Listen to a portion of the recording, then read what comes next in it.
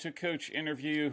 Really excited to talk to you. I followed throughout the season and really impressed by how you played, and so really looking forward to our conversation. All right, so you've been at Misericordia since 1997. So right, did I read I've that been the right? head coach for the women since 2000. Oh, Correct. okay. All right, but you were so maybe you could talk just a little bit about how you ended up at Misericordia, your soccer journey. Sure. As an undergrad, this is actually where I played throughout my college career, and then I became an assistant on the men's side with the full intention of staying in the men's game, honestly, and making a college career of it. And then, fortunately, in the year 2000, the women's job opened up. And my first take was I'm going to put my name in the hat or put my name in, and if I get the position, run with it for a couple years, and then try to get back to the men's side as quick as I could. Uh, but I absolutely fell in love with coaching the women's game, and within a year or two, I decided that this is where I'm going to be, and this is the run I want to make with the women's program, and haven't looked back since. Yeah, yeah. How did you go from playing, graduating to Yes, assistant? Is that how you? Yeah. Okay. Wow. So you really you never to some degree you never correct. left. Wow. Okay. Um, all right. So I was looking again because I was really impressed by your team and a couple of your players who are just the bomb. Like I was in the women's game at any level. I thought they were just outstanding. And I noticed. All right. So basically, the way I looked at it is that from 2012 on, you sort of got on the map, right? Like you were on the soccer map of the women's game in Division Three. Um, and I was just wondering what was it about 2012?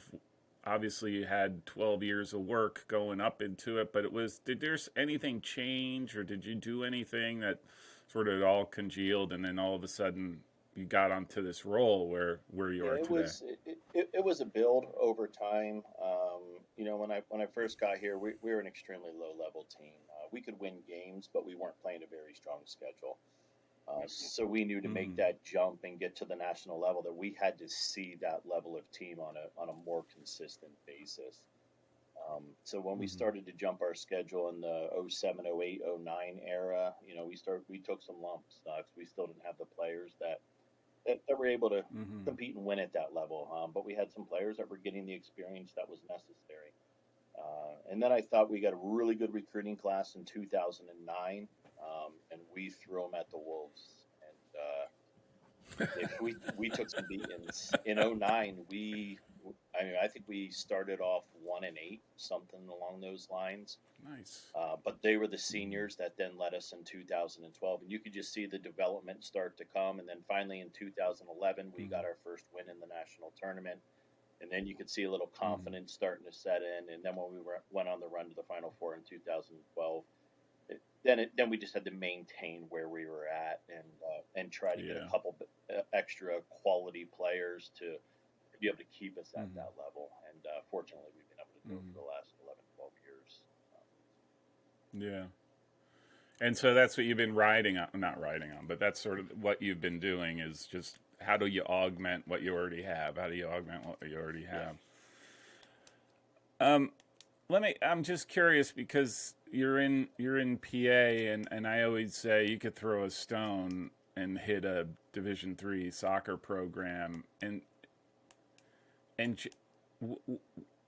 where are you where's your like sort of your area of recruiting? Where do you generally pull your players from? Mainly Mid Atlantic region. We're big New York, New Jersey, Mm-hmm. Maryland, Pennsylvania. That's Mm-hmm. pretty much the bulk. We do have kids from outlying areas. We've had West Coast kids, kids from the Midwest, but Mm-hmm. there are specific kids that really want one of our health science majors and typically have some sort of a Mm-hmm. tie to the East Coast where they want to get back here and play. But Mm-hmm. predominantly Mid Atlantic region, but we'll recruit nationally. But we're going to get the bulk Mm-hmm. over here. Yeah, yeah. Do you, Because you're again a high level program, and I'm just wondering, do you find yourself competing with other schools for players, or do you find yourself competing more for players who have this idea that they're going to go Yeah, Division 1? most of our recruiting is against a lot of the D1 schools. A lot of Mm-hmm. the Patriot League, Ivies, those sorts of kids. Um, Mm-hmm. and then within Division 3, the other top Division 3s. So it's pretty much Mm-hmm. what you would guess our recruits are coming from. And Yeah. it's typically an easier recruit if they're looking at other Division 3s already, because then they've bought into Yeah. the idea and the concept of what we really are. Um, but we can Yeah. still sometimes win the recruiting battle when a kid's just down to us in 2 or 3 Division 1s, because we can provide them Uh-huh. the whole experience academically and be able to make a run Yeah. at a national tournament run. Yeah. Yeah. Yeah. That's always tricky. That's the thing that I'm hearing a lot about, right? Like competing with other schools, but you're competing just as well with these. Again, I call it D1 or bust, right? Like they have it in their minds that that's the level that they have to get to, and think they miss out on a lot of good soccer. Um, all right, so I got to ask, what is your overall assessment of your season? So if somebody off the street says, "Hey, how did you guys do this past year?" What would you say? Um, we left it all on the field, which is what I was most proud of, and that's what I said to the girls after our last match there with Hopkins. You know, Mm-hmm. you can prepare yourselves for the entire year to get put into a position to be able to make a run in the tournament, and I felt we did that. Mm-hmm. And then when you get to the tournament, a couple things have to happen. You have to stay healthy, and things have to bounce your way a little bit. And I thought we were a little unfortunate at the end, injury wise, but it happens to everybody, and it's Yeah. just it's part of the game. We just try to put ourselves in a situation like that every single year until things really work out the Mm-hmm. right way. So, disappointing from the standpoint where we felt we had a good enough side to win it this year. Um, Mm-hmm. just unfortunate at the end where we ended up at the end of the Yeah. day. But proud of the I ladies. mean, yeah, yeah. In fairness, you did. I mean, Hopkins was. Uh, uh, uh, you don't. You're not going to get to the national championship, right? Like playing easy Yeah. teams. So, and then obviously the eventual national champion. I watched some of that game, and I was again just impressed with Hopkins. Just how, I mean, they were just really powerful, and I thought you guys gave a fight, but I just thought at some point they just turned on that gear that they had seemed to have, and they at those moments. What are there any highlights that come to mind? Not in particular with field stuff. It was just the biggest highlight for me as a coach was just where our team was mentally all year. They really stayed within Mm-hmm. themselves, stayed focused on the daily details, and really didn't look ahead at all. They do a really good job of just doing what we need to do today to become a better program. And I thought this group Mm-hmm. did an absolutely amazing job with it. And I thought our captains Mm-hmm. really kept us on point the entire season. Where this is one of those years I didn't have an assistant this year, which was just a Oh unique wow. situation. Um, Mm-hmm. where my last assistant got offered a good position over the summer, and I told her this is something you need to do to make your next step. Yeah. So our Mm-hmm. captains and our players really held things together for us, and I was thrilled with Mm-hmm. how they managed the season. Yeah. Hey, was there a point? Was there a point during the season where you thought, "Man, this team is really special"? Like usually, to me, maybe like there comes a point where either you're tested or the team solves the problem in front of them, and you're like, wow, this is a special team, knowing that you've had all these years of success, right? Yeah, I think one of the things we talked about early in the year was we just always prefaced our team like the time is coming when we're going to be pressed and tested. There's going to be that match where things Mm-hmm. just don't go our way, and Mm-hmm. it happened a little bit when we played Messiah. I thought we went up 1-0, and then we gave up a bad goal on a corner. They earned it, but a ball that our keeper Mm-hmm. botched, just on a Mm-hmm. miscommunication call. It's a play that she'll make every single day, but it happened, and all of a sudden it's 1-1, Mm-hmm. and then how do we handle it? And I thought we did a really good job with how Mm-hmm. we handled that situation. And then when we played Mm-hmm. Stevens in the regular season at Stevens, that's a real tough place to play. And it was just one of those Mm-hmm. days where things weren't going our way, and we gave up a goal, and all of a sudden we're down, and then we had to come back, and then we give up another goal, and we're down again. I'm like, all right, it's time to be tested. This is where we're going to find out how good of a Yeah. team we really are. And we put it together and found two Mm-hmm. goals in the last 25 minutes. And I think that was the key point in early October there, where I was like, okay, we can overcome some adversity even when things don't go well and the ball doesn't bounce our way, and Mm-hmm. we've got a real shot to do something special this year. Yeah. It's interesting because then you beat Stevens in the MAC Freedom for the Right. championship, right? And at that point, I just score lines, right? You eked out the win 3-2 during the regular season, and then in that championship game, you beat them 5-2, which it's a telling difference, right? It doesn't maybe it wasn't as close, or um, that's when you started hitting on all Yeah, cylinders, or at least just based on the yeah, score and line. just by how they played us this year, it was Mm-hmm. different than other years. So once we got a good look at that, in the first time we played them during the regular season, we knew the best way to play them in Yeah. the postseason was just to open up the game, not to try Yeah. to keep them off the Yeah. board. Just sort of Yeah. run our 11 at their 11, and we should Yeah. have more by Yeah. the end of the day type thing. So that's why the Yeah. score Yeah. line turned out. Game of goals, right? I always say sometimes the best tactic is just to Yeah, score more. yeah. Some you games it is know, right. for, yeah, forget everything else. Like just score more. Um, Very good. I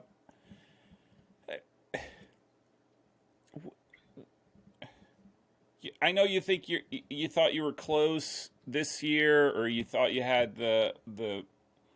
What is your sense about going into 2023? Like, do you, I know it's early and the season hasn't started, and you're going to be bringing in some players, and you still need to.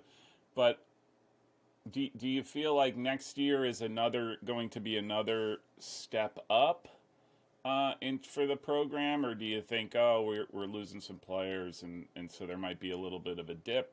Do you have any perspective on I that? just think every year is unique. This is going to be one of those years Mm-hmm. coming up where I think we're going to be every bit as solid defensively. We're going to be able to keep goals off the board, and our national player of the years has 2 more years of eligibility left, so we're going to be able to score Mm-hmm. some goals. Our biggest Mm-hmm. difference is just going to be how we sort of have to play out of our midfield, because the key group of what we lost are coming out of that midfield. So we're just going to have to shape some things a Mm-hmm. little differently. I think we have every chance to be just as successful as we did this past year. Mm-hmm. But I think at times of the season, you'll just see a little different look from us than the way we played this past year. Yeah. And then I think we should be able to make another step even further in the 2024 season, Mm-hmm. just based on Wow. where the All right. ages are and so on. Yeah, yeah, yeah. Was there anything that you thought was challenging throughout the season? Did you have any struggles that you thought, man, if this could get resolved? Um, not necessarily as a team standpoint overall. It was just helping some kids manage some injuries. Um, Mm-hmm. we were probably 7 games in, and we had three of our top five forwards done Mm-hmm. for the season at that point. So, Wow. we when you lose kids of that caliber for the season that early in the year, you start to look at the depth chart and say, like, where are we going to find all these goals? Um, Yeah. but the group Yeah. stepped up, so it was just helping those kids that did lose a good portion of their season, just mentally staying with it and rehabbing the right way and keeping them focused a year out in advance, because they did everything Mm-hmm. everybody else did to lead us into this year's season and help us create the Mm-hmm. success. But we can only control the controllables, and once some of those injuries happened, Yeah. it's just helping those kids navigate through the difficulties and the disappointments of that, and still making them feel like they're part of the success of the program for that year. And I thought our kids did a really Mm-hmm. good job with that. Yeah. All right. So changing gears a little bit, you only had one tie that you mentioned, um, the against Messiah, which I didn't get to watch, but that must have been a cracker of a game. Um, what are your thoughts on having no overtimes? Would you have preferred that game to go to overtime and try to settle it, or are you comfortable not having overtimes during the regular season? Um, I'm torn. In that game particularly, Yeah. I would think that Scott and I were probably both okay taking the draw at that point, Mm-hmm. because it was a game that started to open up later in the match, and at the end of the day, it was just Yeah. gonna be which team hits the quality ball in the final third at the right time. Yeah. Uh, it, Yeah. my take back of the no overtime, if teams play for that and they try to sit it in, it's hard to read what the draws really mean. It didn't really affect us. We Yeah. only had the one. But there were some Yeah. teams on both sides, but especially even on the men's side, where they have 9, 10 draws. And at that point, you really don't know what that means about the team. Yeah. So, Yeah. personally, overall, I would prefer having the overtime back, to try to separate some of Yeah. those draws in the regular season. But in that match particularly, I think we were both okay shaking hands and calling it all and saying that let's see if we see each Yeah. other later on again. Or you end up playing just like rock paper scissors to figure out. That's what it sounds Right. like, right? Like to figure out a winner. Um, that's I'm just curious about that because you know I'm like you. I'm torn, right? I understand the rationale for it, and I'm okay with making teams want to win for in 90 minutes. On the other hand, the emotion of it is nothing better than winning. You remember those games, right? Just because you're so emotionally invested. It's like winning a World Cup, and I think that's a sad thing to lose out at. So, um, all right. So, I do want to bring up two players who, I mean, are the bomb, and Michaela Fausolino and Emma Schweitzer, who both were on my D3 best 11, which was actually like Yeah. 35 players. Just absolutely incredible. And I think, right, was Emma was a D3 Honda Award Yeah. finalist, which I think is encompasses everything. It's not just player of the year, it is encompasses academics and leadership and all those different things. So let me ask, how important are those two? How important were they to your overall success? Well, on the field and even off the Yeah. field. The on the field stuff I think shows for itself just in their accolades and what they do. But I can't say enough about those two off the field and who they are as people.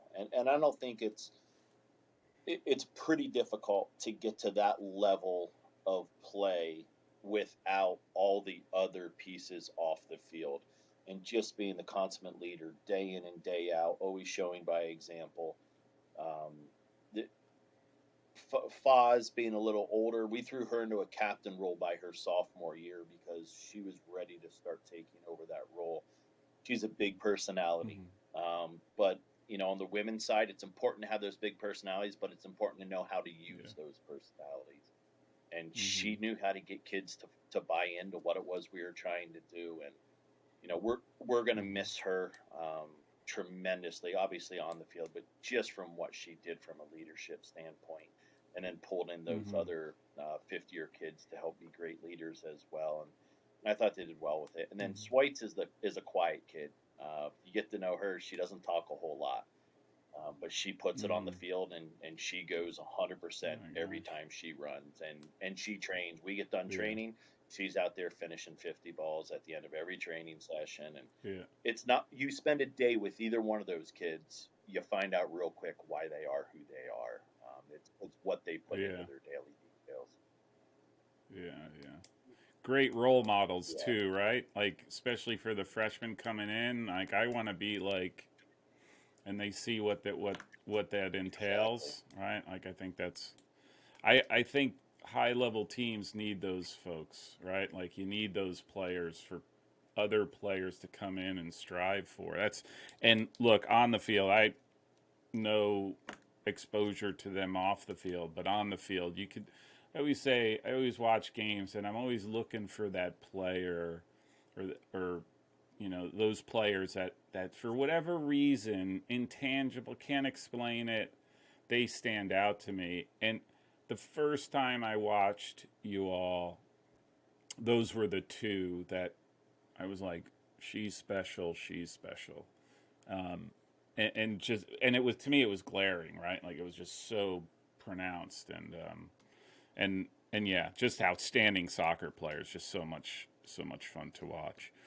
All right, I got to ask. So, knowing where you were in 2022, what sort of plans do you have for the spring?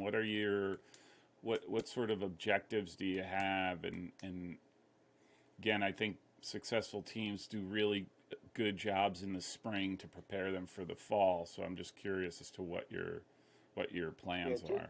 two main parts to it. I think one of them has already started, where we knew we just really had to start developing our new leadership within the program, and that started as soon as our season was over. And I thought the group stepping up to do it, have started to fill those roles, started to develop the relationships they need to develop, just so the team knows where we're looking and who we're looking to when we're starting to develop our schemes on the field. Then on the field stuff, we're going to have to do a lot of work with our midfield, just getting everything tied together, organizing our shape in there, and then tying the thirds of the field together, and letting players work their way into how they want to play it. I think too many times as coaches, we get an idea of how our midfield worked this past year, and then we try to get our other teams to emulate that. I'm more of a I'm going to let my players that are going to be playing there now play, see how they want to morph our midfield a little bit, but they're still going to play within structure. And I think it's really important to have the structure within our midfield, but give our kids the freedom to do what they want out of it. And then it's easier to pull Mm-hmm. kids into to shape that if they're getting a little too far forward at the wrong times or whatever. So on field stuff is just going to be letting our kids play out of the midfield, and then once we find out what their tendencies are and how they want to play, just make sure it fits within the structure of what we're trying to do. And I think if we can do that, along with the leadership we're trying to develop this spring, we'll be in a situation Mm-hmm. to make another run. But we always tell the kids, and you can't win a national tournament in the off season, but you sure as heck can lose one. And I Yeah. think our Yeah, that's a great way to say it. That is so very and true. I So think our very kids true. have bought into that. They want to make sure they don't lose it, and they have an opportunity going into August to put something together. And Hmm. so I'm excited for it. Yeah, yeah. That's why I said earlier. I think the really good teams use this spring for that stepping stone to the fall, because you're right. You don't win a national championship. You don't win whatever you're going for in the spring. But if you don't have a good spring, you might as well just write it off for what I don't understand, because there's a gap, right? Like there's gap, and I just think it's too big of a hill to climb if you don't if you're not bought into a spring where that is competitive and that you're trying to do things like And it's yeah. So that's a I great think part of it's observation. because we just don't get enough training time, even in the fall. We're Yeah, playing twice a yeah, week, and then you got to fit your recovery days in and right. everything else. You don't get 5-6 training sessions a week to develop what you want. You get Yeah, two, and yeah, yeah, there's a lot yeah, to do in the off season. yeah, yeah, yeah, yeah. Just a couple more questions, and then I'll let you get on with your day. What does your You already have a ton of talent, right? Like what was your what does your recruiting class coming into 2023 look like? Are you trying to fill? Are you just looking for really competitive players? Yes, our re- Is it done? yeah, Are you yeah, our done? recruiting cycle's quite early. We've been done with our 2023 class for probably about almost a year now. Um, it Wow. Our recruiting so much. I mean, we'll go out and evaluate kids at showcases and all that, but our ID clinics are vital to us because we can really put Mm-hmm. kids in the situations we want to put them in, and challenge them in their weaknesses and see how they handle themselves as a person on and off the field. Um, so we didn't go into the 2023 recruiting process looking for specific positions. We went looking for the players that fit our what we do, and then we can play them where Mm-hmm. we need to play them type thing. A lot of our Mm-hmm. wingbacks are kids we recruited as forwards, but when they got to us, they may Mm-hmm. not have been as clean of a finisher as the rest of our strikers, but they're Mm-hmm. still fast, they're still athletic, and Mm-hmm. they can defend 1v1. And in having Yeah. seen us play, you see how we release our wingbacks. They're forwards that want to run, they Yeah. want to go, Flying. and that's why Flying. positions to me when I'm recruiting, I'll Yeah. watch a kid in a spot, but then I'm going to be like, okay, where do you like Yeah. yourself? Here's where I like you. But we Yeah. got a couple special kids, I feel, in the 2023 class who are really going to be able to come in and step on the field immediately and help us. Um, Really. we're excited about that group, and the 2024 class is looking to shape up pretty well as we speak. Yeah. You're not. Uh, it's not afraid. It's not the right word to say it, but you're unconcerned about whether they're a freshman or a senior. You're going to play the best, Yeah. right? Like, is that Yep. fair? Like, Best 11 yeah, step on the field, yeah, and I think a lot of that's generated yeah, from their experiences. yeah. That's really what we're trying to create for these kids. It's just an opportunity to get the experiences at the pace of play. Sure, the pedigree of the club team they played on can help, but not because of the club, but just because of the pace of play they may Mm-hmm. be surrounded by on a daily basis. If you get that kid that plays for a Mm-hmm. little lesser of a club team, they can still be a real talent, but it still takes them time to get used to the pace of play and the ball movement, and the decision Mm-hmm. making, when they get here. Yeah, But yeah, our best 11 are going to play for us, regardless of. yeah, yeah. Because I know. Well, I know Emma, right? She was newcomer of the year, whatever the title is for the Yep. conference, her freshman year, because she's again out just an outstanding ball player. Last question for you. And you kind of alluded to it. Like, what are, I mean, what, it might be early, but do you have any outlined goals for this fall? Like, what, even if they're aspirational, that I'll just say maybe the team is bought in, right? Like, two. Yeah, So, I'm probably a bit different, than most coaches when it comes to goal setting. Uh, I don't do it. I don't believe in it, other than the fact of mm-hmm. paying attention to our details every single day.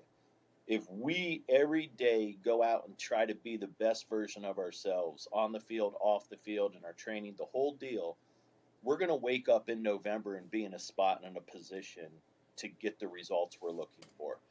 I think too many times, we set an early season goal and we don't reach that goal, and all of a sudden the level drops because of disappointment, or all of a sudden you reach that goal and then kids are like, oh, we accomplished it. So we don't Mm-hmm. spend any time within our program talking, about specific goals or things we want to accomplish during the season, but we evaluate daily on whether we achieved our goals for the day.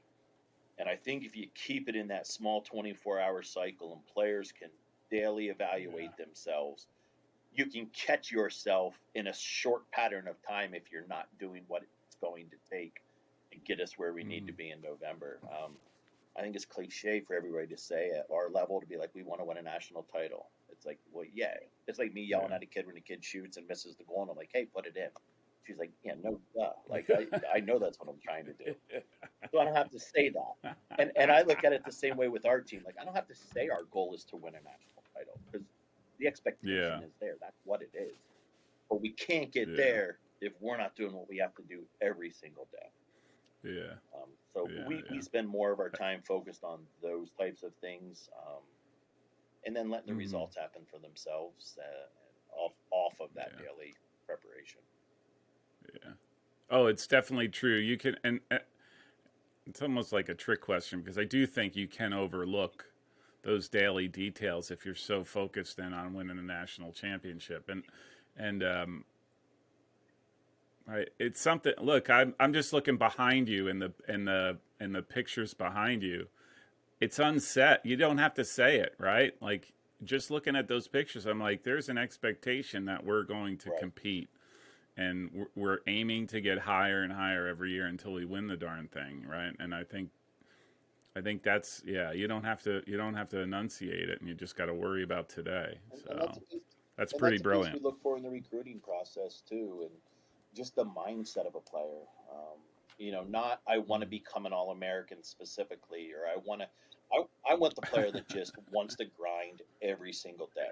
The Yeah, result will be yeah, becoming an All American, but if that's just a yeah, goal, it's too easy to lose it. You get off track yeah, too yeah, early if you look way too far out ahead of you.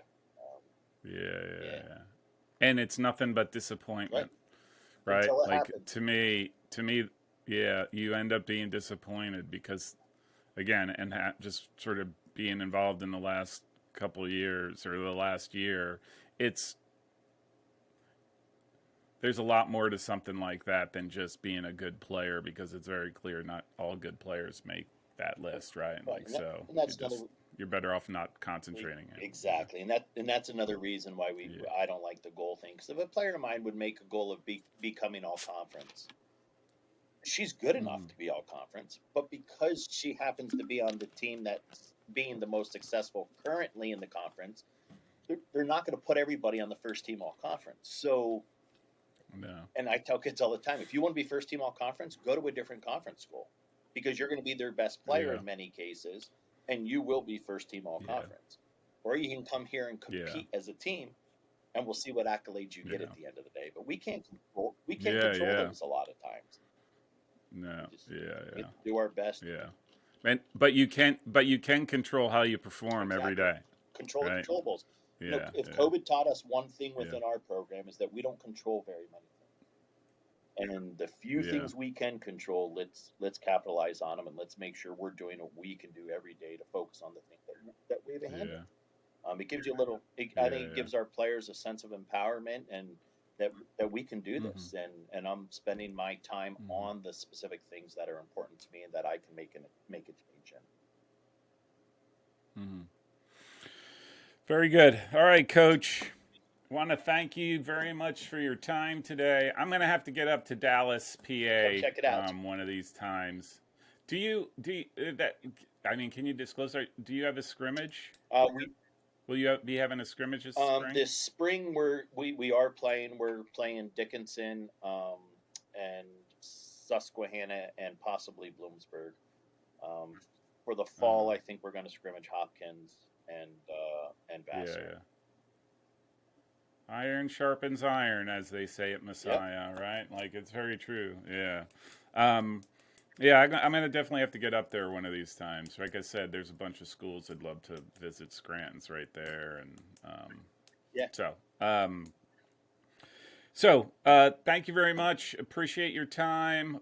Again, give shout out to your players who I was totally impressed with, bought into everything you were doing, just watching you on the field and whatever you're doing, the magic sauce, you're doing something right because these girls can play. Appreciate you. These It's girls can play. it's So recruiting good kids and good players into the program. Once you do that, yeah, yeah, you yeah, know how it is. You surround yourself with good people; they make yeah, themselves better, and our kids have really yeah, done that. yeah, yeah, yeah. Very true. Very true. Yeah. So all right. Thank Thanks, you. Coach. Appreciate the All the time. best. Yep. If you like this show, make sure you subscribe so you don't miss future episodes. You can also find me on anti-social media on Facebook, Twitter, and Instagram. Thanks. This is a message from my chief marketing officer. I think this keeps him happy.